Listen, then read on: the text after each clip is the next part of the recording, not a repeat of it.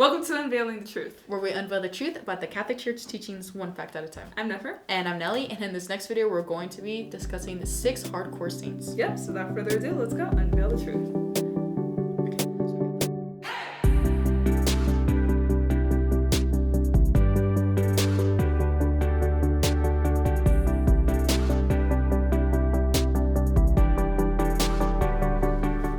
Okay, so before we get started, just like we start off everything that is good and holy, we're going to start this off with a prayer. In the name of the Father, and of the Son, and of the Holy Spirit. Amen. Amen. Ave Maria, gratia plena, Dominus tecum, benedicta tu in mulieribus, et benedictus fructus ventris tui, Iesus. Sancta Maria, Mater Dei, ora pro nobis peccatoribus, nunc et in hora mortis nostrae. Amen. In the name of the Father, and of the Son, and of the Holy Spirit. Amen. Alright. Thank you. Yeah, no problem. So like I said, we're going to be talking about the 6 hardcore saints, and these are saints that have been like praised for their bravery and courageousness and the brutality of their death, because kids think they have it bad in today's society because they didn't get the sneakers they wanted. Try getting your feet cut off and then like walking on like hard stone for the love of God. Like, this is so beautiful. Like, the power of the Holy Spirit is amazing. You just gotta let it, they go through all of this stuff like happily. And, like, they wanted it to happen to them. That's what made the Christians so big back then, is because when they were in the Colosseums, they were happy to die. Yeah, exactly. And so it's like, imagine the bravery of them. Like, if that ain't hardcore, I don't know what is. Yeah, and especially if you're, like, looking for confirmation saints, these are really cool saints to look at. So the first saint is Saint Lawrence. Of Brindisi. Of Brindisi. So he is known for being the patron saint of comedians, which is so ironic out of everything. So we're not going to go full into like these stories. We're just going to talk about like how they died and what made them so hardcore. Yep. So Saint Lawrence, he was being persecuted for being Christian, like which happened a lot back then in Rome. And he was stretched out on like this cooker, and there was like all these hot coals and flames, and they would cook the Christians alive there. And so not only was he happy to do that, but he was a deacon, right? Yes, he was a deacon. Yeah, he was a deacon. And not only was he happy to do that, but while he was roasting, he looks over at the Roman guards and says, "Flip me over, I'm cooked on this side." he's like, I need to cook on the other side now. Yeah, he's like, yo, this is good, flip me over, please, So he's known for being the patron saint of comedians, and his feast day is August 10th.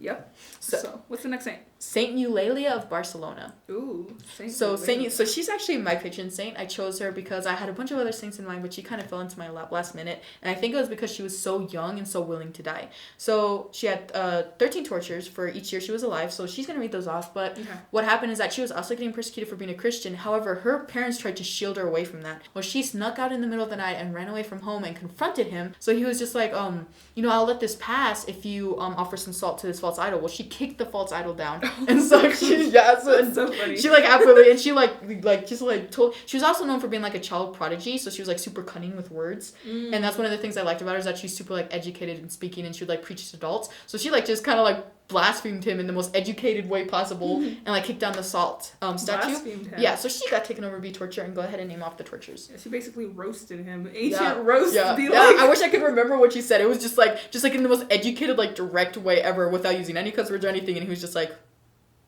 ouch. Alright, so the first one was she was imprisoned in a tiny prison. The second one was she was being whipped. The third one, her skin got torn up into strips. The fourth one, oh my goodness, she had to walk barefoot on burning embers. The fifth one, they cut off her breasts. Goodness, poor child. Yeah, I know. The sixth one, rubbing her wounds with rough stones. The seventh one, branding her with cast iron. The eighth one, throwing boiling oil. The ninth one was molten lead over. They also threw molten lead over her. The 10th one, she was submerged in burning lime. The 11th, she was locked in a flea box. The 12th, she was rolled down a hill naked in a barrel full of knives, swords, and glass. And the last one, she was finally crucified in the form of a cross. And the cool thing is that when she was crucified, after she was crucified, they decapitated her and a dove flew out of her neck to show that her spirit was ascending. Oh, yeah. So just keep in mind, this girl's 13, and she taunted her torturers the whole time they were doing Woo! it. Like, she was like, this doesn't hurt? Is this all you got? Oh, just amazing. And then people complain about not having Wi-Fi. And she did this for God. Like, she didn't have to do this. So her feast day is February 12th. Yeah. So the next one, Saint Perpetua and Felicity. All right, I'll take this one because yeah. I grew up with both these saints. So Saints Perpetua and Felicity were also at a time in the early church. It was in the year 203, where this Perpetua was Felicity also like her. I don't remember if Felicity was her friend or if Felicity was her servant. Oh yeah, so Felicity was her slave of Perpetua's family. Perpetua was born in a Roman noble family. She was a noblewoman, and at this time she had just given birth. And her slave Felicity, who afterwards became her friend, was also pregnant. She was like very pregnant. She was like 8 months pregnant, about to give birth. And basically, the two of them were Christians during this time. It was them and some other martyrs, but they're very recognized because they were some of the earliest female martyrs of the church. It was the year 203, so obviously it was very early. And Saints Perpetua and Felicity were, basically they were like, oh, if you adore these Roman gods, like you'll be fine, you'll be free, you'll be good to go. But they didn't do it. And they publicly announced that they were Christians. And so they were imprisoned, and then they were thrown into a coliseum with animals, like lions and boars and stuff. And they were literally like shredded apart, basically. They were like murdered by these animals. And Felicity, she gave up her baby to another family once it was born. And Perpetua, her little tiny like newborn, her son was like only a couple months old, also gave her to a different family. So they had just given birth. They had tiny newborn children. They were young. They were in their 20s. And they gave up their sons to different families, to good Christian families that would raise them in the faith. And they faced, like, literally being murdered by animals. Happily, too, probably. Yeah, happily. They were like, oh, because they're like, straight ticket to heaven at the yes, yeah, please. And actually, they say that St. Perpetua had a dream that she was climbing up a ladder, and it was like a ladder filled with thorns, and so she would be bleeding. But when she climbed up that ladder, that ladder took her to heaven.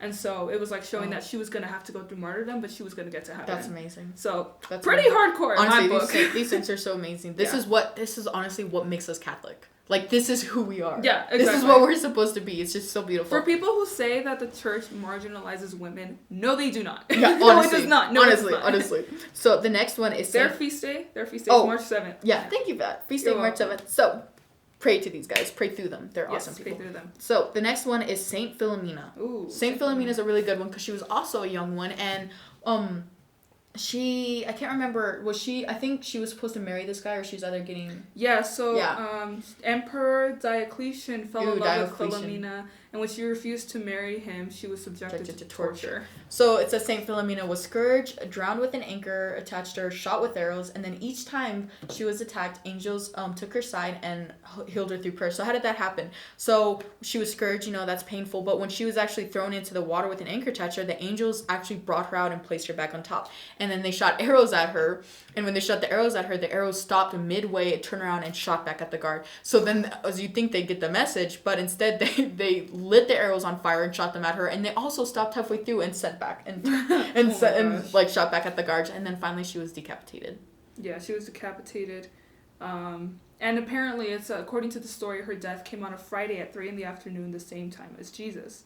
So that's really interesting. Yep. So very cool one. And I think she also had other tortures, but those are like the main ones she's known for. And her feast day is August 11th. Yep. So the next one, Saint Margaret of Antioch. So all this right, girl. Explain your girl. So I was like super close to choosing this girl. She's also one of the voices that Saint Joan of Arc heard. So I was so close to hearing her. So basically, she also didn't want to marry this dude, and so she was subjected to torture. And this is so cool because while she's getting tortured, Satan appeared to her in the form of a dragon and ate her alive. I know this sounds like so like fantasy, like off of TV. So she was eaten alive, and the cross that she was wearing was irritating the devil's stomach, so she used her cross to cut her way out of his belly and free herself. Híjole. Yeah, exactly. Just like híjole, that's all I can say.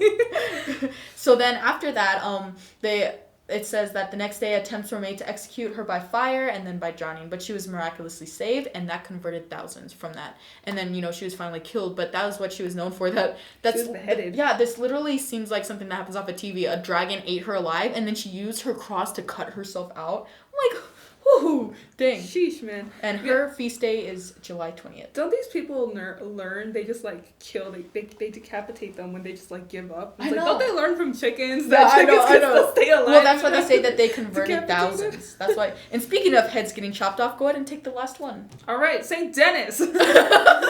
Well, it's actually it's multiple. So Saints Denis, Rusticus, and Eleutherius. We will post the article because people like their us's. Yeah, low key. And so Saint Denis. But we're mainly talking about Saint Denis. Yeah, so Saint Denis was a missionary. He was sent as a missionary to Gaul, which is France, by Pope Saint Clement along with 5 other bishops. So he was a bishop. But I guess there was a lot of persecution going on in Paris, and so he was captured by the Parisians along with the other 2, Rusticus and Eleutherius. And so they kept trying to execute them, but it never came to fruition. And finally, the 3 of them were beheaded, and their bodies were thrown into the river. Seems like the story is over. However, Denis' body was retrieved from the Seine, and they built a chapel. And apparently, what happened afterwards? It doesn't show it here. Basically, what happened is after he got his head chopped off, he picked up his head, like full on body. He just stood up, picked up his head, and then walked down the hill and continued preaching with like his head in his hand. Híjole, can you imagine that? He converted like so many people. Because imagine just any decapitated like head talking in a hand. Like, I see why that converted so many people. Yeah, because in this image, which we'll post a link on in the article in the links, the other 2 are like there with him, or are those angels? I don't know. But and he's just there, like he's just like preaching, and he has his head in his hand, like. Yep. Oh my goodness. So his feast day is October 9th. And these are just this is just 6 of like the hundreds of hardcore saints. Like, you won't even know how many. Well, there's thousands. Apparently, I looked at an article the other day that said that there are probably 11,000 canonized saints. Wow. And those are just the ones recognized by the church. Yeah, because there have been so many that you don't even know what happened. So many people die and they go to heaven, and it's like they haven't been canonized. But the thing is, as if you're in heaven, you're a saint. Like, that's straight up what it is. Yeah. So even, like, take for example, Little Li from China in the 1950s. That's my sister's confirmation saint. Yeah, I love her so much. Yeah. And she's not canonized, but you know that she's a saint because she died a martyr. Yeah, exactly. And then there are, like, other, like, cool, like, just really, like, smart-witted, like, saints, like Saint Ignatius, who's just, like, let the, like, beast feed on my flesh, and so that my blood will be poured out for God and stuff. They're just, like, so insane, and they do this for the love of God, and that's the way we need to be. Like, honestly, if somebody asked me, like, there was this thing in my catechism class a long time ago, and they're just like, if somebody had a gun to your head right now, would you say that you're Christian? I was like, oh, heck yeah, free ticket to heaven. Free ticket to heaven. I was like, thank you for that. I'd be like, please, make my day. I know that sounds sadistic, but honestly, if it's for God, like, honestly, this is stuff we need to look at, and it's so hard to do, and I know that's super hard to have the courage to do it. Yeah. So we can just pray through these saints and ask them to help us be like them. Or even look at Francisco from the Fatima children, Saint Francisco. Oh yeah. Where the mayor was like, we're gonna burn you alive in oil, and he's like, okay, then we're just gonna go to heaven. Like, hello. Yeah, I know, exactly. Like, you scare me how? Yeah. So pray to God and pray through these saints and ask them to like help give you the graces to be like them, so that we might, if God forbid we face something like this, that we have the courage to do it, because it is really hard. And I'm not saying that if it happened to me, because we're all human. Yeah. So I pray that I'd have the courage to face this. Yeah, that's terrifying to think of. Yeah, but these are hardcore saints. We'll probably do some more in the future, especially children hardcore saints. Yeah, like there are kids. Well, we named one of them who's 13 years old, and then the other one was like 12. So so thank you guys so much for watching. We hope you enjoyed. Make sure to check out our link tree for more content, and follow us on Instagram at unveiling_the_truth_. Like, comment, share, subscribe to this channel. God bless you. We're praying for you, and keep that fire burning. Bye.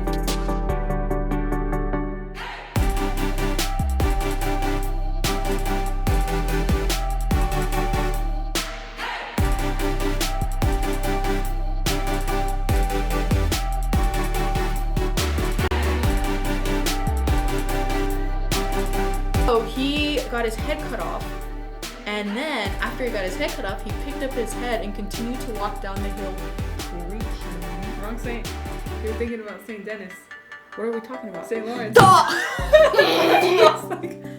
We're just gonna cut that part out. Yeah. I was like, I thought you said Saint Denis. Okay. No, I said Saint Lawrence of Brindisi. I even added of Brindisi. Of Brindisi.